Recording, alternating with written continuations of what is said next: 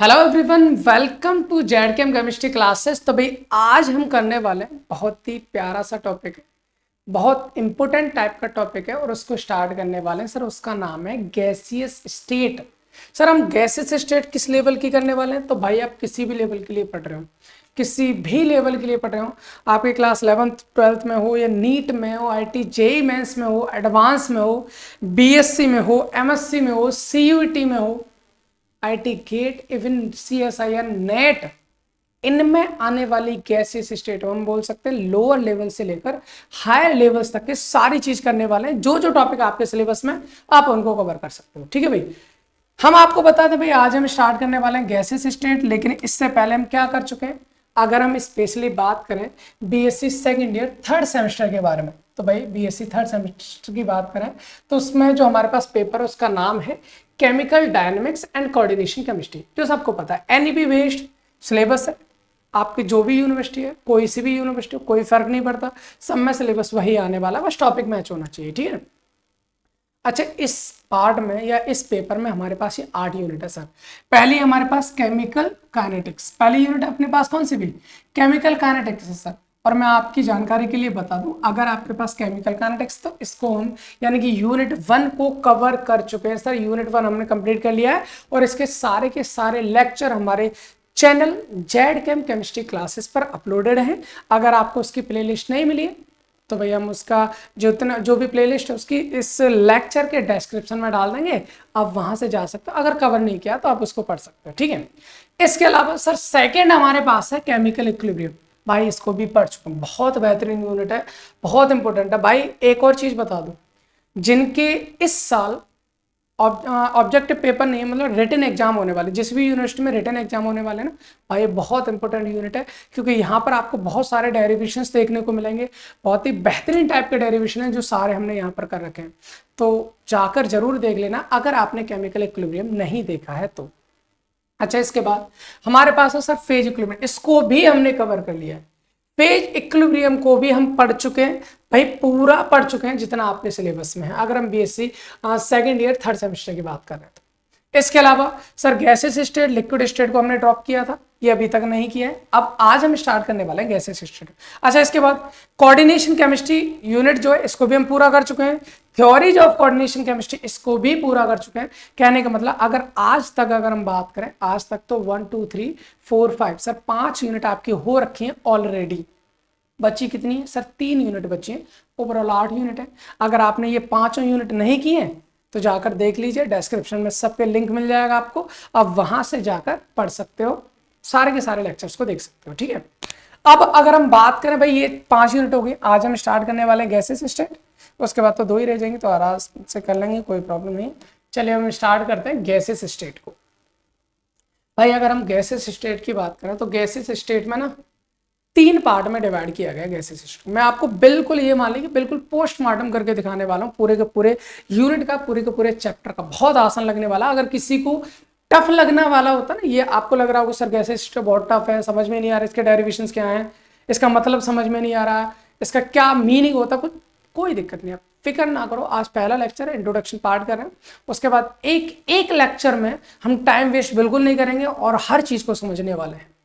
भाई gases state को मैं आपको पूरे चैप्टर का, पूरे यूनिट का अगर मैं फंडा बताने की कोशिश करूं तो इसमें हमारे पास 3 चीजें दे रखी हैं जो मैंने अलग लिख रखी हैं आपको रेड कलर से। देखिए, पहला kinetic theories of gases, kinetic theory of gases है, गैसेस स्टेट नहीं बोलेंगे इसको, काइनेटिक थ्योरी ऑफ गैसेस। ठीक है, एक मिनट,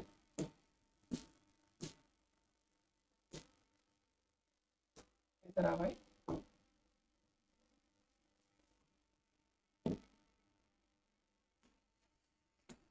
ये हमारे पास काइनेटिक थ्योरी ऑफ गैसेस। ठीक है,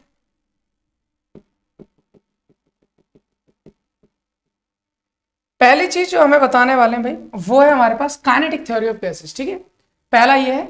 दूसरा है अपने पास क्रिटिकल फिनोमेना। ओके, तीसरा है हमारे पास मॉलिक्यूलर वेलोसिटीज। भाई ये 3 चीजें हैं जो हमें इस यूनिट के अंदर पढ़नी है, गैसेस स्टेट में पढ़ना है। पहले गैसेस की काइनेटिक थ्योरी क्या होती है ये पढ़ना है, दूसरा क्रिटिकल फिनोमेनन क्या होता है, तीसरा मॉलिक्यूलर वेलोसिटी के बारे में। अच्छा, काइनेटिक थ्योरी ऑफ गैसेस में क्या क्या चीजें पढ़नी, ये आपको पूरा सिलेबस मैंने आपको लिख रखा है इस यूनिट का। आप इसको जो भी यूनिट स्टार्ट करो उसके फर्स्ट पेज पे लिख लेना, ताकि जो जो टॉपिक होते हैं उन्हें आप टिक करते हैं ना और इजीली सारे की सारी यूनिट कवर कर लेंगे। काइनेटिक थ्योरी ऑफ गैसेस में आपको पोस्टुलेट पढ़ने उस थ्योरी के क्या होता है, अगर वो आइडियल गैस है तो आइडियल गैस से कितना बिहेवियर या कितना डेविएशन शो करता है उसको हमें पढ़ना है, और van der Waals equation of state भी हमें इसी यूनिट के अंदर मतलब इसी टॉपिक के अंदर कवर करनी है, यानी काइनेटिक थ्योरी ऑफ गैसेस के अंदर। ओके सर, सेकंड पार्ट क्या है? सेकंड पार्ट है हमारे पास क्रिटिकल फिनोमेनन। इसमें क्या पढ़ना है sir? PV isotherms of real gas. हमें पहले तो आइडियल गैस के बारे में जानना है, फिर वान डेर वाल गैस, वहीं पर वान डेर वाल गैस ही रियल गैस होती है ना, तो रियल गैस के बारे में जानेंगे। जो पीवी आइसोथर्म, आइसोथर्म मतलब टेम्परेचर कांस्टेंट, और प्रेशर वॉल्यूम के बीच में जो जो प्रोसेस होती है वो सारी पढ़ेंगे। फिलहाल आगे जाके बात करने वाले हैं कंटिन्यूटी ऑफ स्टेट्स।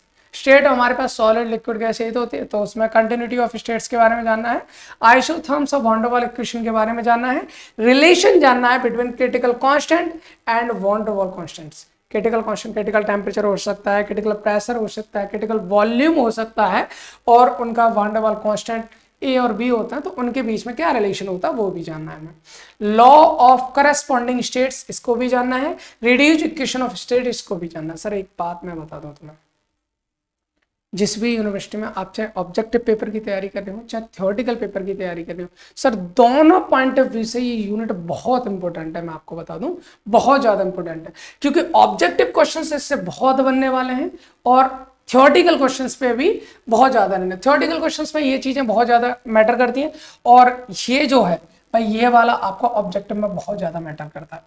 तीसरा आपके पास मॉलिक्यूलर वेलोसिटी। भाई मॉलिक्यूलर वेलोसिटी में हमारे पास बहुत सारे टाइप की मॉलिक्यूलर वेलोसिटी होती है, मोस्ट प्रोबेबल होती है, रूट मीन स्क्वायर वेलोसिटी होती है ना, एवरेज वेलोसिटी होती है, तो सारी चीजें हमें जाननी है इसके अंदर। तो ये है qualitative discussion of the Maxwell distribution of molecular velocities, उसके बारे में जानना। कॉलिजन नंबर क्या होता है सर वो भी जानना, mean free path and collision diameter ये क्या होता है ये भी जानना है आपने। ये कॉलिजन डायमीटर, कॉलिजन नंबर, ये सब आपने कहीं ना कहीं जब हमने केमिकल काइनेटिक्स जब हमने पढ़ी थी, शायद आपने पढ़ा होगा, वहां पर हमने एक थ्योरी पढ़ी थी कॉलिजन थ्योरी। कॉलिजन थ्योरी पढ़ी थी, यहाँ पर दो मॉलिक्यूल्स आते हैं आपस में टकराते हैं उसके बाद रिएक्शन करते हैं, तो वहां पर कॉलिजन डायमीटर एक्चुअली वहां पर एक टर्म आया था, तो वो कॉलिजन डायमीटर होता क्या वो उसको हम यहाँ पर समझने वाले। ठीक है ओके तो सर ये हो गया हमारे पास किसकी बात, गैसेस स्टेट की बात। अब हम स्टार्ट करने वाले हैं अपना टॉपिक जिसका नाम है गैसियस स्टेट। भाई गैसेस स्टेट स्टार्ट करना तो उससे पहले ना हमको उसका बेसिक्स जानने की बहुत आवश्यकता है, क्योंकि सर अगर बेसिक्स नहीं जानेंगे तो कहीं ना कहीं दिक्कत हो जाती है। सर दिक्कत कैसे हो जाए, क्योंकि हमको पता है अगर हम बेसिक्स को क्लियर नहीं करेंगे तो हमारे सामने दिक्कत बहुत आने वाली है। कभी कभी क्या होता है कि टॉपिक समझ में नहीं आता, समझ आ भी जाता है तो फिर वो बहुत टफ लगने लग जाता है। सर अगर हमें क्या करना है, टॉपिक को इंटरेस्टिंग बनाना है, उसको बहुत अच्छे से समझने की कोशिश करनी है, डीप नॉलेज लेना है, तो हमें उसका बेसिक्स क्लियर होना चाहिए। तो आज का काम हमारा यही है कि हमें पहले गैसेस स्टेट का बेसिक्स जानना होगा, क्योंकि भाई सबको पता है अगर बेस क्लियर है तो ऊपर कितनी भी ऊंची बिल्डिंग बना लीजिए कोई प्रॉब्लम नहीं होने वाली है। नींव खराब है ना तो जो बिल्डिंग है उसके गिरने का डर बहुत ज्यादा रहता है। चलिए आज हम बात करते हैं तो गैसेस स्टेट। तो भाई गैसेस स्टेट तो पढ़ना है हमें, लेकिन उससे पहले ना हमको थोड़ी सी जानकारी लेनी है साइंस के पॉइंट ऑफ व्यू से। क्या लेनी है सर? गैसेस स्टेट को तो हम पढ़ेंगे, लेकिन हम जानना ये चाहते हैं, एक छोटी सी कहानी सुनाऊं आपको। अगर मैं आपसे ये पूछूं कि सर ये जो दुनिया है किसकी बनी होती है, किससे मिलकर बनी, आपका आंसर क्या होगा? आपका आंसर क्या हो सकता है? सर दुनिया किससे मिलकर बनी हो सकती है? अगर हम बात करें पूरे ब्रह्मांड की, पूरे यूनिवर्स की, पूरे जो भी है अपने पास, मतलब हम पूरे सोलार सिस्टम की बात कर लें, पूरे यूनिवर्स की बात कर लेते हैं, मान लीजिए पूरा होल यूनिवर्स की हम बात, सर ये पूरा यूनिवर्स मतलब पूरा का पूरा ब्रह्मांड की हम बात करते हैं, किसका बना हुआ, किससे मिलकर बना हुआ है? तो अगर मैं आपको बोलूं ना भाई कि पूरा का पूरा यूनिवर्स ये केवल और केवल कुछ चीजों से मिलकर बना होता है, और वो चीजें क्या होती हैं वो मैं आपको बता दूं। सर मैंने यहाँ पर 4 कैटेगरी डिवाइड करी, मतलब 4 चीजें होती हैं जो पूरे के पूरे यूनिवर्स को, पूरे के पूरे ब्रह्मांड को बनाती हैं, और वो 4 चीजें कौन कौन सी जरा एक बार देख लीजिए। पहला होता है स्पेस, दूसरा क्या होता है सर? दूसरा होता है टाइम, आप कहेंगे सर ये क्यों पढ़ा रहे हो? भाई समझ लो, बहुत अच्छे से बताने वाला हूँ आपको। किसी बुक्स में इस तरह से लिखा हुआ नहीं मिलेगा, मैं आपको बता रहा हूँ। ना किसी बुक्स में मिलेगा, ना किसी के नोट्स में मिलेगा। चीज़ों को अगर क्लियर करना है तो हमें उसका बेसिक जानना बहुत जरूरी होता है। तो भाई यूनिवर्स हमारा किसका मिलकर बना होता है? स्पेस, दूसरा टाइम, तीसरा होता है हमारे पास मैटर, मैटर, और चौथा हमारे पास होती है एनर्जी। सर ये चार चीजें ना मिलकर पूरे के पूरे ब्रह्मांड को, पूरे के पूरे यूनिवर्स को बनाती हैं। ये चार चीजें हैं। स्पेस एक अलग टर्म है, टाइम एक अलग टर्म है, मैटर एक अलग टर्म है, एनर्जी एक अलग टर्म है। आप स्पेस, टाइम, ये सब आप अगर समझना है तो आप कहीं ना कहीं फिजिक्स में चले जाते हैं, तो हमारे पास इतना वक्त भी नहीं है भाई, अपना यूनिट भी पढ़नी है, तो इनको हम समझने की कोशिश नहीं कर रहे हैं, है ना। हमारे पास जो मेन टर्म है, आज का जो हमारा काम है, वो काम किस पे करना है? हमें मैटर, एनर्जी से भाई मैटर हर चीज होती है। मैटर को अगर आपने बचपन में पढ़ा होगा, मैटर क्या होता है? पदार्थ होता है ना भाई।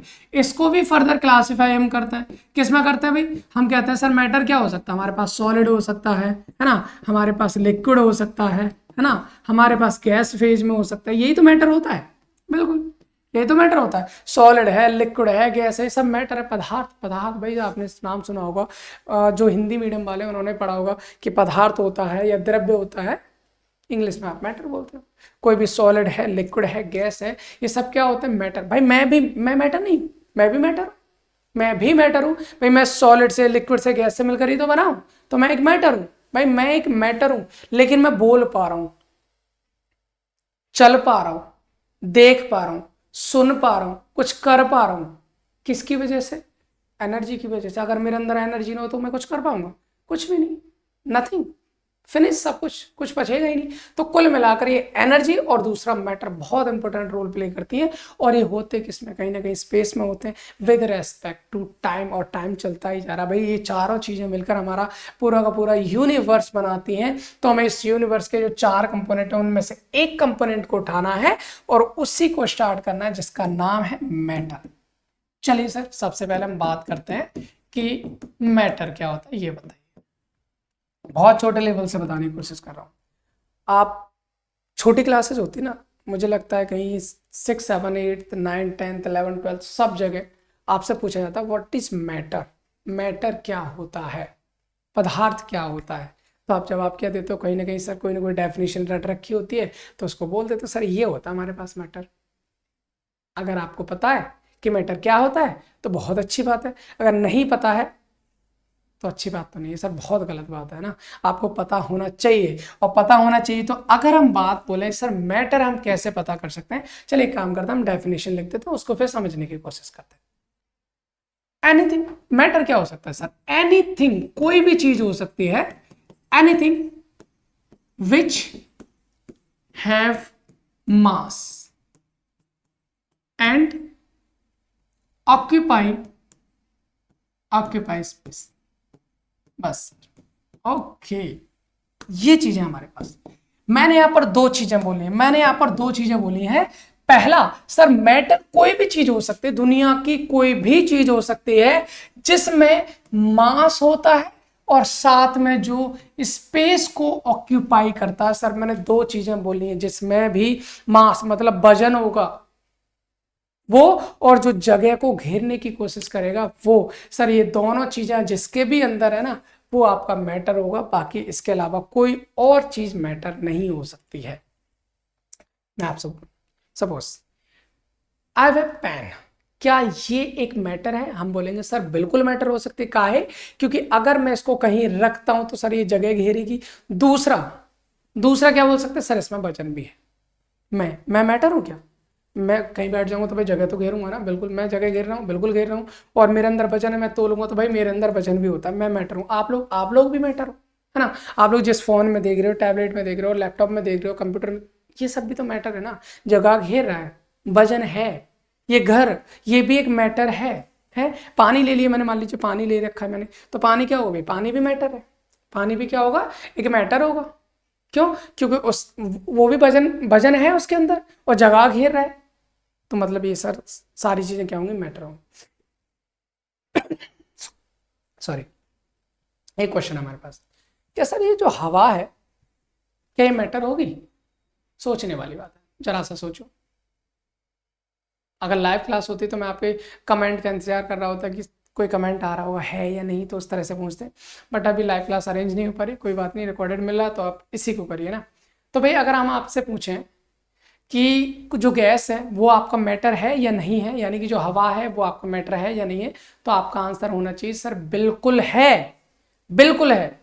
जो हवा है वो क्या है, आपका मैटर है। कैसे सर, हवा में क्या वजन होता है? बिल्कुल होता है, हवा में वजन होता है। आप बहुत सारे सिलेंडर लेते हैं ना, जैसे ऑक्सीजन सिलेंडर, भाई किसी को कोई मरीज है किसी हॉस्पिटल में, ऑक्सीजन सिलेंडर है, अगर खाली सिलेंडर को लेके जाओगे तो थोड़ा हल्का महसूस होगा, आप उसमें गैस भर के ले जाओगे तो भारी नहीं हो जाएगा। एलपीजी सिलेंडर होता है, लिक्विड पेट्रोलियम गैस वाला है, जो हम घरों में, रसोई घर में यूज करते हैं, किचन में। क्या होता है भाई, खाली सिलेंडर को उठाओ, दूसरा भरे हुए सिलेंडर को उठाओ, दोनों से ऐसे डिप्स मारने की कोशिश करना, कर लोगे? एक तो उठा लोगे आराम से, दूसरा नहीं उठाया जाएगा। क्यों? क्योंकि वो भारी हो जाता है, उसमें गैस भरी होती है। तो मतलब हम एक चीज बोल सकते हैं सर, गैस में वजन तो होता है, बिल्कुल होता है सर, मास होता है। क्या वो जगह को घेरता है?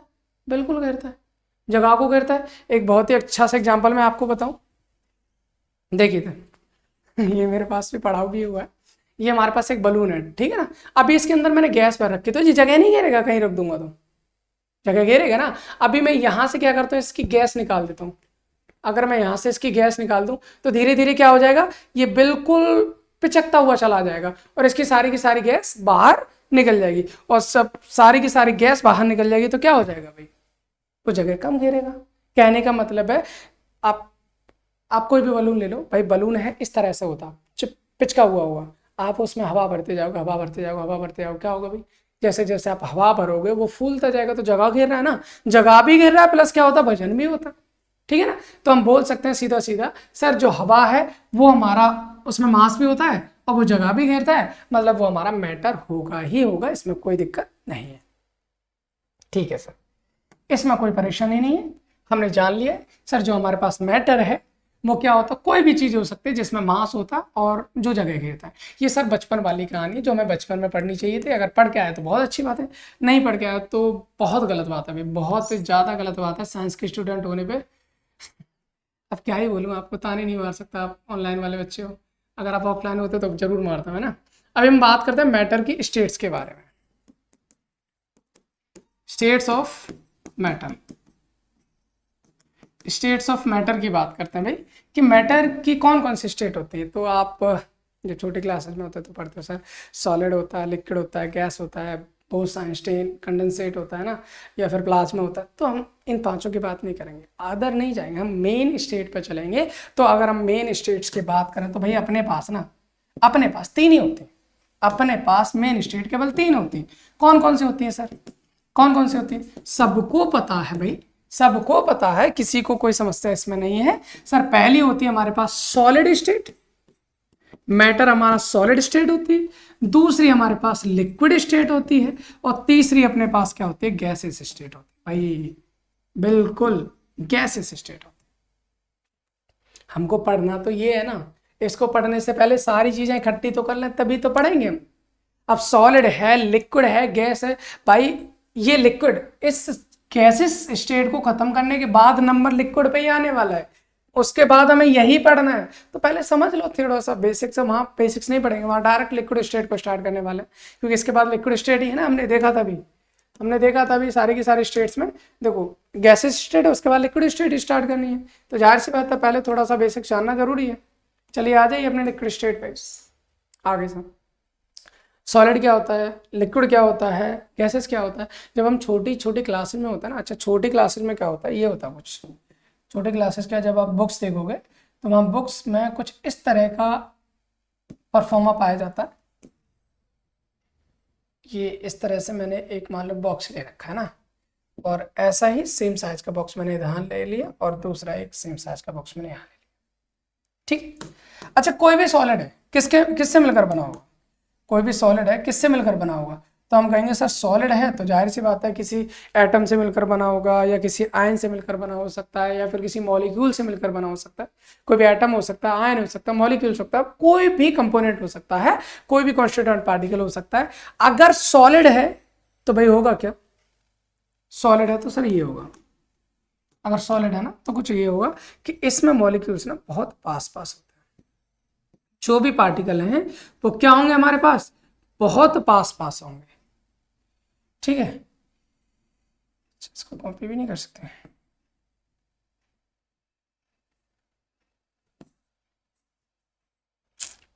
चलो कोई बात नहीं, बना ही देते हैं, फिर थोड़ा सा टाइम लगेगा। ठीक है, इधर क्या होंगे, इधर भी हमारे पास बहुत सारे मॉलिक्यूल्स होंगे जो एक दूसरे के बिल्कुल नजदीक होंगे, लगे रहे होंगे। ठीक है ना, ये हम बात कर लेते हैं।